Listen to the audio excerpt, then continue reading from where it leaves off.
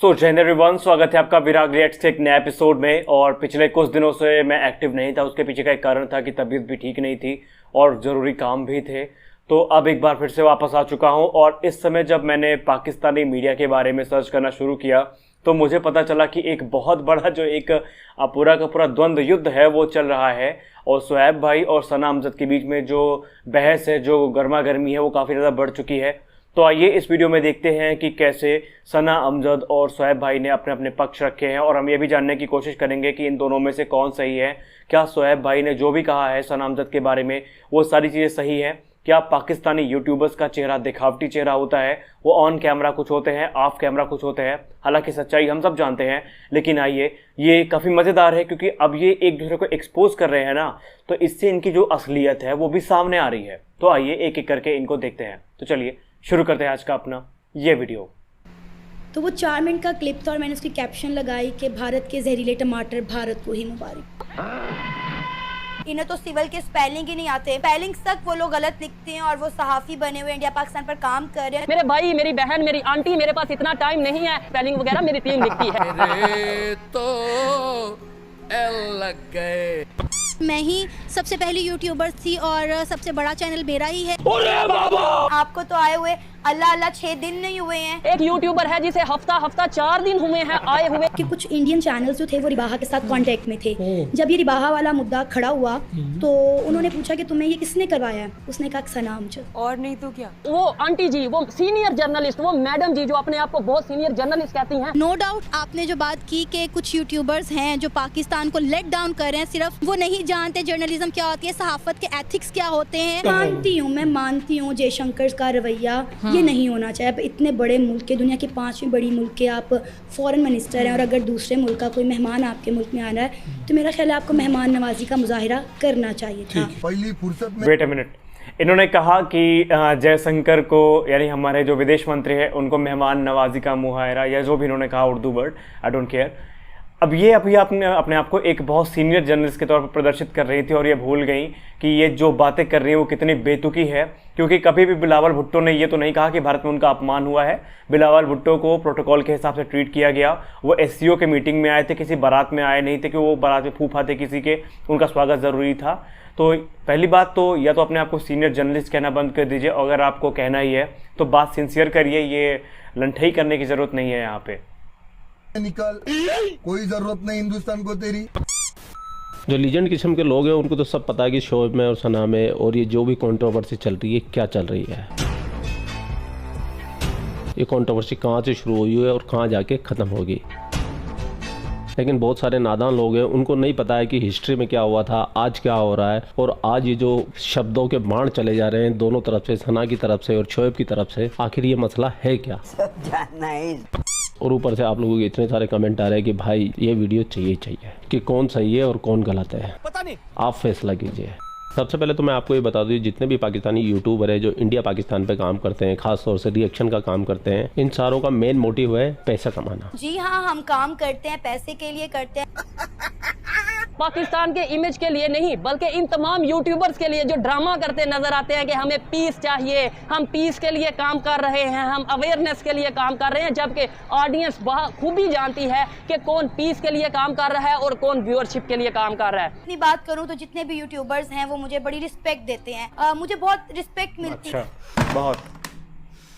और ये जितना मीठा मीठा बोलते हैं हम पीस कायम करना चाहते हैं, हम भाईचारे की बात करते हैं, हम मोहब्बत की बात करते हैं, वो सब झूठ है, फ्रॉड है, फेक है। मुझे लगता है कि आपके फैंस ही आपको बनाते हैं। अगर आपके देखने वाले आपको देखेंगे नहीं तो आपको फिर 2 टके के इंसान नहीं है। क्योंकि जितने भी समझदार लोग हैं उनको अच्छी तरीके से पता है वीडियो से ना तो पीस होगा ना अमन होगा। अमन और पीस जब होगा जब पाकिस्तान की आर्मी चाहेगी, क्योंकि पीस और अमन कायम करना पाकिस्तान की आर्मी के हाथ में है, ना इन यूट्यूबरों के हाथ में है, ना इनके पीएम के हाथ में है। क्योंकि पाकिस्तान की पूरी फॉरेन पॉलिसी पाकिस्तान की आर्मी बनाती है। किस कंट्री के साथ क्या रिलेशन रखने हैं ये पाकिस्तान की आर्मी तय करती है, ना कि पाकिस्तान के यूट्यूबर। अब मसला यहाँ पे है अना का, घमंड का, अहंकार का। सना अमजद थी तो मेरे भी बड़ा अना और गुस्सा। तो सना एक जमाने में किंग थी, इकलौती ऐसी थी जिसके लाखों सब्सक्राइबर है, लाखों व्यू है, और इसको टक्कर देने वाला दूर दूर तक कोई नहीं था। एक टक्कर देने वाली खड़ी हुई थी रिवा इमरान, तो रिवा को तो इसने साइडलाइन करवा दिया। आज रिवा खोपचे में पड़ी हुई है, साइडलाइन कर कर दिया उसको, क्योंकि वो घर से बाहर नहीं निकल सकती, निकलेगी तो लोग उसे जान से मार देंगे। देखिए रिबाहा मेरी बड़ी अच्छी दोस्त थी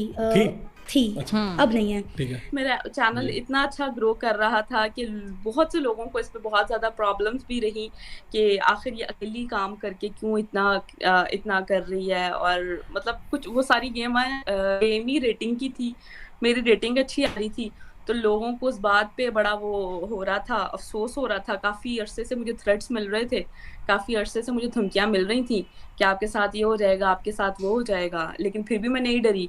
और ना डरने के बाद उन्होंने मेरे साथ जो किया वो सब आप लोगों के सामने है। ये सनामजद कितना भी डिनाई करने की कोशिश करे कि ये मैंने नहीं करवाया, लेकिन सबूत है ना चीख के यही कहते हैं कि असली खिलाड़ी बैकडोर से खेलने वाली यही है। कि एक हमारी दोस्त ने जाके उनसे सवालात किए और उस पर फिर उनको थ्रेट्स भी हुए, चीज़ें भी हुई, तो ये इस पे क्या आप कहना चाहेंगे? जिस पत्रकार ने रिबा का एक्सपोज वीडियो बनाया था वो सनामजद के साथ कैसे फोटो खिंचवा रहा है, और सबसे कमाल की बात तो है कि रिबा के बाद में उस बंदे ने किसी और को एक्सपोज नहीं किया। तो वाई रिबाहा नहीं, बाकी कंटेंट क्रिएटर्स को आपने क्यों आज तक नहीं रोका? भाई एक मिनट बात करें। हेलो, मैं ये लेकिन रिबा उस वक्त तेजी से ग्रो कर रही थी, सना को टक्कर देने वाली सिर्फ रिबा थी। उसे कहा गया कि वीडियो मिलियंस में गई, बड़ी देखी गई, पसंद की गई।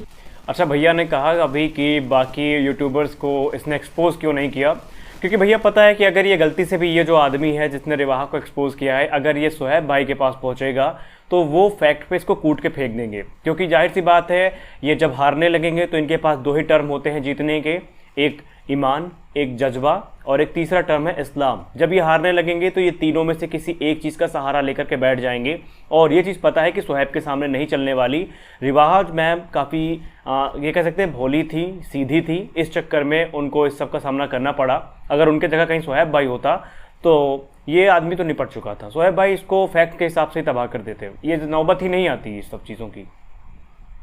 उसके बाद उसने उसका पार्ट 2 भी तैयार किया, दोबारा से की। उसके बाद कुछ यूट्यूबर्स को इस पे एतराज़ था, रिबा लड़की थी, सीधी थी, साइड हो गई। फिर कुछ यूट्यूबर्स ने साजिश की, हमजा कहीं बेचारा वहाँ लिबर्टी में आया था कुछ और करने, कुछ यूट्यूबर्स ने उसको कहा कि तुम इस पे प्रोग्राम करो। जो भी बोल सकते हैं सब झूठ बोलो।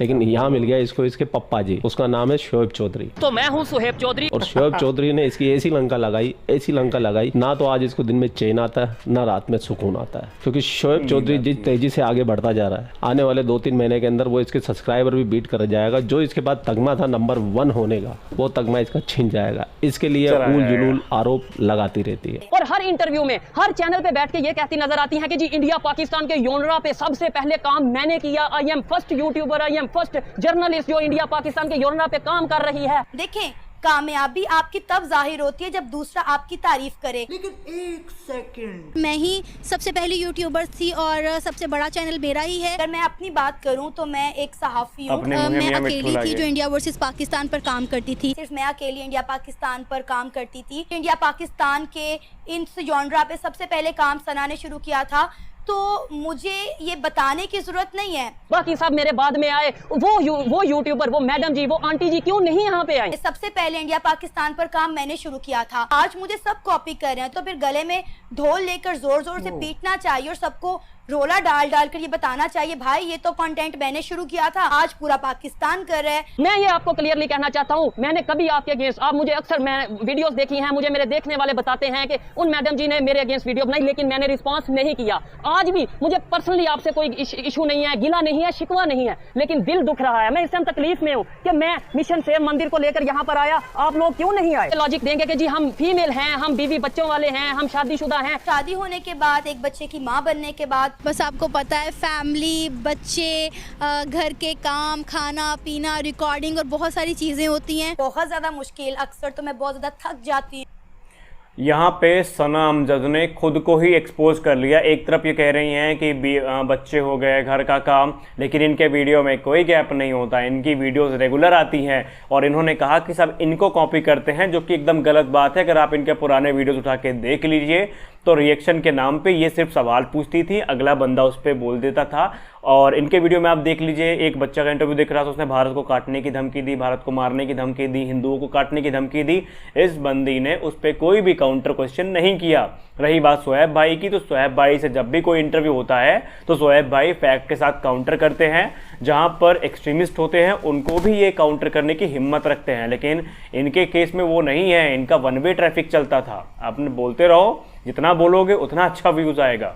तो ये चीज़ है, इनको कोई नहीं कॉपी करता, इन्होंने उल्टा शोएब भाई को कॉपी किया था आगे चल के, ये बात ही भूल गई शायद। फेड अप हो जाती हूँ। तो क्या यहाँ पे जो हमारे मिनॉरिटीज मौजूद हैं, उनके बच्चे नहीं हैं जिनका ये मंदिर का इशू चल रहा है? क्या उनके बच्चे नहीं हैं? और जिनकी वजह से आपको व्यूज मिल रहे हैं, क्या उनके बच्चे नहीं हैं? ये मेरा आपसे सवाल है। तो मैं ये बात बार बार कहूंगी और अब दोबारा से कहना चाहूंगी कि कोई यूट्यूबर किसी यूट्यूबर को क्रिटिसाइज नहीं करता। सिर्फ एक ही यूट्यूबर है जो हमेशा हक और सच की बात करते हैं कि मैं ही सबसे बड़ा सहाफ़ी, ये काम मैंने सबसे पहले कर दिया, ये सबसे पहले कर दिया। उस भाई साहब से कोई ये तो पूछे कि भाई आप किसके यॉन्ड्रा पे काम कर रहे हैं। कश्मीर के हवाले से वीडियो रिकॉर्ड करना शुरू की तो मुझे स्पेशल कॉल्स करके, मेरे पास रिकॉर्ड मौजूद है, कॉल्स करके मैसेजेस पे ये कहा गया इन यूट्यूबर्स की तरफ से कि भाई जो मर्जी काम करो लेकिन कश्मीर के ऊपर नहीं बोलना, जो मर्जी काम करो, जो मर्जी टॉपिक पे बात करो, लेकिन हाफिज सईद के ऊपर बात नहीं करनी, उसामा बिन लादेन के ऊपर बात नहीं करनी। मैंने की, फिर इन लोगों ने भी कॉपी करके की। अच्छी बात है, मेरे लिए ये फख्र वाली बात है। आप लोग कॉपी करते हैं, आपको शायद मेरा काम पसंद आता है तो आप उसको फॉलो करते हैं, मैं इस पे अप्रिशिएट करता हूँ आपको भी और खुद पे मैं फख्र करता हूँ। लेकिन आप यहाँ पे क्यों नहीं आए? मैं यहाँ पे जब आया, मैंने कंडीशन देखी मिनॉरिटीज की, मैंने यहाँ पे आवाज उठाने की कोशिश की और मुझे बहुत ख्वाहिश थी मेरी कि आप लोग भी आए और काम करें। कुछ लोग हैं जो अपना दायरा कार भूल चुके हैं, उन्हें पता ही नहीं है कि वो किस दायरे से, उनका दायरा क्या होना चाहिए और इस दायरे से बाहर निकल कर जो है वो काम करें। तो डेफिनेटली इस तरह के काम करने वाले लोगों के लिए एक वक्त आएगा कि उन्हें मुश्किलात का सामना करना पड़ेगा, क्योंकि कहते हैं ना, जो आपने बोया है वो आपको खुद ही काटना है। तो हर बंदा अपने अच्छे बुरे किए हुए काम का जिम्मेदार खुद है। और इस नामजद मतलब यहाँ पे इन्होंने कह दिया है कि कुछ भी करो लेकिन हाफिज सईद के बारे में मत बोलो, पाकिस्तानी आर्मी के बारे में मत बोलो, हिंदू काटे जा रहे हैं उनके बारे में मत बोलो, हिंदुओं का मंदिर ढहा दिया गया उनके बारे में मत बोलो। लेकिन हाँ, बोलो तब जब इंडिया में फर्जी प्रोपेगेंडा करना हो। खुद इन्होंने एक्सपोज करके खुद को रख दिया है, क्योंकि शोएब भाई हमेशा जो है वहाँ पर माइनॉरिटीज़ के हक में बात किए हैं। जब भी एक्सट्रीमिस्ट आए हैं तो उनको काउंटर किया और ये बात इनको चुभ रही है, क्योंकि शोएब भाई की इस काम की वजह से उनको व्यूवरशिप भी काफ़ी ज़्यादा अच्छी है, उनको सपोर्ट भी काफ़ी मिल रहा है और लोग उनकी इज्जत भी कर रहे हैं। और इसी वजह से ये जो एक पूरा का पूरा मामला है ना, ये फैक्ट की लड़ाई है ना, इसमें कोई भी ये कह सकते हैं कि आत्मसम्मान की भी लड़ाई आप इसको नहीं कह सकते। यहाँ पे है फ्रस्ट्रेशन कि वो बंदा कैसे आगे निकल रहा है और हमें लोग क्यों नहीं देख रहे हैं। तो ये है मेन मामला। हिंदुस्तानियों से कितनी पीस फैलाना चाहती है ये तो आप खुद ही फैसला कर लीजिए। हिंदुस्तान में देखें आप क्या हो रहा है, हिंदुस्तान में रहने वाले मुसलमानों के साथ आप देखें कितना जुल्म और ज्यादती हो रही है। A shame on you India, a shame on you India, a shame on you India. Seriously, what the fuck are you doing? आपको इस तरह की हरकत करने से पहले 100 दफा सोचना चाहिए। और इन्हें कोई गलत ना कह दे, वरना कहेंगे ये सोसाइटी ही बेकार है, समाज ही चूतिया है, हमें जीने नहीं देता। Shame on India. तो ये तो इनके पीस के प्रोसेस है, ऐसे नहीं चलेगा। पहले काफी हद तक स्क्रिप्टेड काम होता था, लेकिन जब से शोएब चौधरी आया इस पे थोड़ा सा कंट्रोल हुआ है। अगर आप 1 साल पहले के पाकिस्तान के रिएक्शन के वीडियो देखेंगे ना, तो आपको सिर्फ एक माइक होता था, बंदे ने जो बोल दिया, काउंटर क्वेश्चन नहीं किया जाता था। लेकिन ये प्रथा, ये रिवाज अगर किसी ने चलाया इन पाकिस्तान रिएक्शन लेने वालों में, तो वो शोएब चौधरी ने चलाया। ये सामने वाले को काउंटर करता था, उसको फैक्ट बताता था, उसको जो सच होता था वो बताता था। और जैसे जैसे इसकी व्यूअरशिप ऊपर जाती रही, वैसे वैसे इन पाकिस्तानी जो बाकी यूट्यूबर थे उन्होंने भी काउंटर करना स्टार्ट किया। हालांकि आज भी उस तरीके से ये काउंटर नहीं कर पाते जिस तरीके से शोएब चौधरी करता है। और शोएब चौधरी में एक और अच्छी बात है, पैसे ये भी कमाता है, पैसों के लिए ये भी काम करता है, लेकिन ये पैसे खर्च भी करता है। मजलूम लोगों पे खर्च करता है, गरीबों पे खर्च करता है, हिंदू मंदिरों पे खर्च करता है, हिंदू लोगों पे खर्च करता है। सिंध में जाके बाढ़ पीड़ितों की जाके इसने मदद की है, खासतौर से हिंदुओं की मदद की है। अभी कराची के अंदर मंदिर तोड़ा गया, वहां पर 6 दिन से बैठा हुआ है बंदा, लेकिन एक भी पाकिस्तान रिएक्शन पे वीडियो बनाने वाले बंदा पहुंचा नहीं है वहां वीडियो बनाने। क्यों? क्योंकि वहां जाएंगे, खर्चा होएगा, व्यूज आएंगे नहीं, फिर इनके ऊपर एंटी मुसलमान होने का टैग भी लग जाएगा। अगर यहाँ पे आएंगे तो बहुत फायदा होगा मिनॉरिटीज का, लेकिन आप क्यों आएंगे? आपको तो सेफ खेलना है, आपको तो टैग नहीं लगवाना। आप तो ये वही ऑडियंस के लिए मैं कहना चाहता हूँ कि ये वही आंटी जी हैं जो कि पाकिस्तान के मीडिया पे बैठ के ये कहती हैं कि सोहेब प्रोपेगेंडा कर रहा है, सोहेब पाकिस्तान का इमेज खराब कर रहा है। क्या मिनॉरिटीज के पास जाके उनकी हेल्प करना पाकिस्तान का इमेज खराब करना है? लेकिन आजकल के जो यूट्यूबर्स हैं वो फसाद ही फैला रहे हैं। जर्नलिस्ट भी नहीं, मैं यूट्यूबर भी नहीं, मैं तो एक अनपढ़ हूँ, मुझे तो सिविल के स्पेलिंग भी नहीं आते। जो यूट्यूबर्स आए हैं जो जिनका जर्नलिज्म से कोई ताल्लुक वास्ता नहीं है, अगर मैं आके ये काम कर सकता हूँ तो मैडम आप तो जर्नलिस्ट हैं, आप तो सोशल एक्टिविस्ट हैं, आप तो बहुत यूट्यूबर हैं, और आप ये मुझे कहती नजर आती हैं कि मेरी जो फैमिली है वो मेरी आधी से ज्यादा फैमिली मीडिया से बिलोंग करती है। तो फिर पूरी फैमिली को लेके आए। मेरी बहन ने मुझे इंटर्नशिप तो सिफारिश से करवा दी। आपने बात बना रखी है, ठेका उठा रखा है कि इंडिया पाकिस्तान के योनरा पे मैंने काम स्टार्ट किया, फिर सब आए, तो फिर ये मेरे से ज्यादा आपकी रिस्पॉन्सिबिलिटी है कि आए ये इशू को, आप इस इशू के ऊपर बात करें। भाई सनामजद की बात तो ये दो मुई नागिन है भाई, इसने आपके भाई को स्ट्राइक दे रखी है। स्ट्राइक के लिए रिमूव करने के लिए भी मैंने इसको रिक्वेस्ट की, बंदी ने कोई रिप्लाई नहीं किया है। तो जो कॉपीराइट स्ट्राइक होती है 90 दिन के बाद ऑटोमेटिक खत्म हो जाती है, वो ऑटोमेटिक खत्म हुई और ये फिर बातें करती हम पीस फैलाना चाहती है।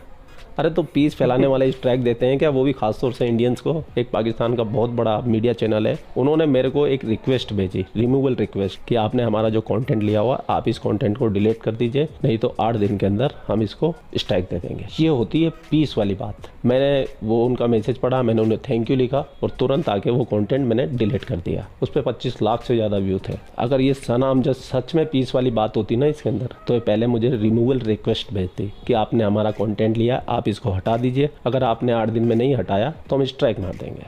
ये यूट्यूब का प्रोसेस है, लेकिन बंदी को तो स्ट्राइक मारनी थी, पीस फैलाना था इंडियंस के खिलाफ। एंटी इंडिया खुद है, बताती लोगों को है। अब पूरा वीडियो आपने देख लिया, वीडियो देखने के बाद में आपको, मेरे को लगता है कि पिक्चर पूरी तरीके से क्लियर हो गई होगी।